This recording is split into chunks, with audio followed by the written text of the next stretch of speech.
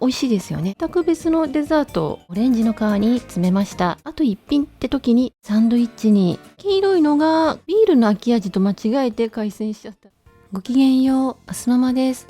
コストコ購入品、アレンジやルーティンを交えてご紹介します。チャンネル登録もお願いします。パイナップルタルト1998円です。ベーカリーのケーキコーナーの新商品です。加工日の記載はありませんが、消費期限は9月25日、購入日含めて3日です。以前ココナッツ&パイナップルタルトをご紹介したことがありますが、今回のパイナップルはリングじゃなくて小さくカットしてありますし、焼き目もついていますし、ホイップの乗せ方も違います。直径は28センチ、高さは25ミリくらいです。今回はホイップのピッチに合わせて8つの扇形に切り分けました。サブレ生地なので硬く切りづらいんですけれども、これがまた美味しいですよね。初日はサクサクですけれども、時間が経つにつれてしっとりしていきます。この1切れは 150g、312キロカロリーです。パイナップルがチャンクなので食べやすくなりました。シラップ漬けではないのかな。しっかりめの食感でジューシー、爽やかです。ナパージュは艶出し程度で前回の時よりも控えめです。パイナップルクリームも爽やかで美味しいです。ハワイアンポキソース 315g 入りが2本、848円から150円オフです。新商品です。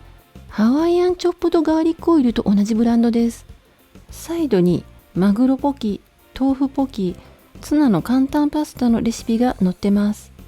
今日はコストコにマグロがなかったんですよね。アトランティックサーモンはあったんですけれども、製造は茨城県、賞味期限は来年の3月です。約半年ですね。コストコでマグロが手に入らなかったので、スーパーで買ったビンチョウマグロとお豆腐でポキにしました。自作のタレとの大きな違いは炒め玉ねぎですね。一般的なレシピだと生のみじん切りをつけます。とても簡単なのに美味しくできたので買ってよかったです。蒸しナスにかけても美味しかったので、あと一品って時に使えますね。ボッカの杏仁豆腐998円です。1個あたりは 166.3 円。大人気で幻とも言われるボッカの杏仁豆腐の新商品です。100g の1人分サイズが6年、シロップなしです。製造は北海道。賞味期限は10月7日、約2週間です。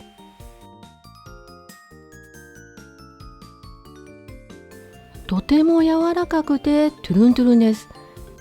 評判通りの美味しさです。1カップは 100g 入りで147キロカロリー。炭水化物は 21.4g です。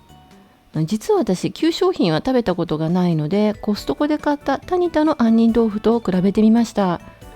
タニタは 60g で60キロカロリー。炭水化物は 7.8g です。タニタは低糖質低カロリーなので比べる対象ではないかもしれませんが、ゼラチンらしさが強くツルンツルンです。牛乳味も強いです。杏仁風味のミルクゼリーって感じです。ボッカはでんぷん、くず粉、寒天。舌触りはプリンに近いです。どちらも杏仁草が使われていて香りも豊かで、杏仁豆腐なんですけれども全く別のデザートですね。ちなみにタニタの賞味期限は4ヶ月近くもあって長持ちさんです。ロシア産甘塩タラ骨鶏切り身 100g あたり185円、10切れ入って1029円です。メルマが掲載品です。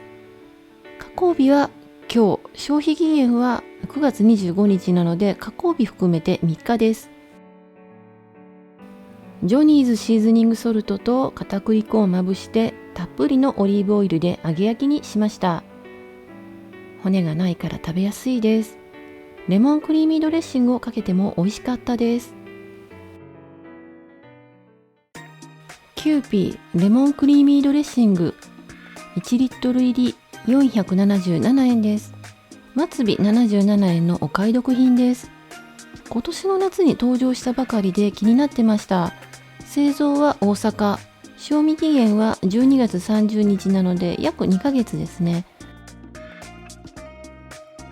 分離しちゃってて、振っても混ざらず、もう最初油ばかりが出てきたのでどうしようかと思ったんですけれども、爽やかで美味しいです。コールスローにかけても、お魚にかけても、トルティーヤチップスのディップにしても美味しかったです。フルーツサラダとの相性も良かったです。じゃがいも2個をチンしてから潰して、レーズン、オレンジ、リンゴ、パストラミビーフ、そしてレモンクリーミードレッシングで和えます。ジャックオランタンにカットしたオレンジの皮に詰めました。伊藤ハムパストラミビーフ978円から200円オフです。家族が好きなので何度もリピしています。 385g 入り。製造は千葉県。賞味期限は10月7日。2週間あります。ブラックペッパーが効いていて美味しいです。切り落としって感じでカットサイズはバラバラです。大きめのはサンドイッチに。下の方に残った細々したものはサラダに入れたりしてます。今回はフルーツサラダに入れました。カークランドシグネチャーフレンチロースト 1.13kg 2158円です。新商品ですね。豆です。ひいてないです。イタリアンローストに次ぐ深入りですから、エスプレッソ、カフェラテ、アイスコーヒーに向いていると思います。原産国はアメリカですが、豆の産地はコロンビアとメキシコ。賞味期限は来年の5月です。8ヶ月ありますけれども、開封したら分けて冷凍します。深入りなので真っ黒です。でもテカテカした油分はなく、サラサラした豆です。こういうタイプの電動ミルはダメですね。引きにムラができます。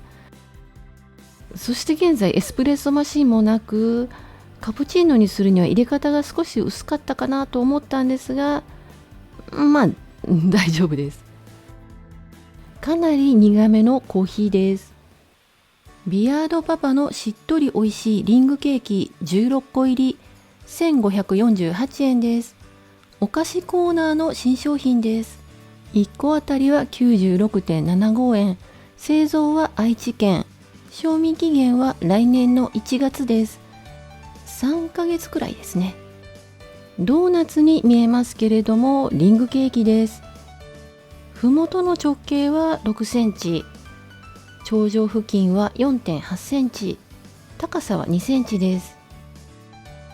重さは 32g、142キロカロリーです。ちょっと高めですね。バニラ味だけどカスタード味チョコインでよくわからなかったんですけれども、真ん中の黄色いのがカスタード味チョコなんですね。柔らかいホワイトチョコのような感じだけども、シュークリームのようなカスタード風味で、ビアードらしさを感じるのはここぐらいかな。ケーキ自体はアーモンドパウダーが使われているのでフィナンシェですね。ほんのりバニラ風味とカスタード味チョコの相性は良いですけれども、かなり甘いケーキとなってます。1つ100円以下の駄菓子としては美味しい方だと思いますが、コストコ冬季限定の帝国ホテルフィナンシェと比べるとチープな味わいです。今週のお酒は札幌濃いめのレモンサワー深みの熟成です。ファミマアプリでいただいたのでコストコとは関係ないです。実はビールの秋味と間違えて開栓しちゃったので、氷を後から入れました。濃いめのレモンサワーシリーズの中で一番美味しいと思いました。おつまみは甘塩タラの揚げ焼き、オレンジジャックオランタンのフルーツサラダ、豆腐とマグロのポキです。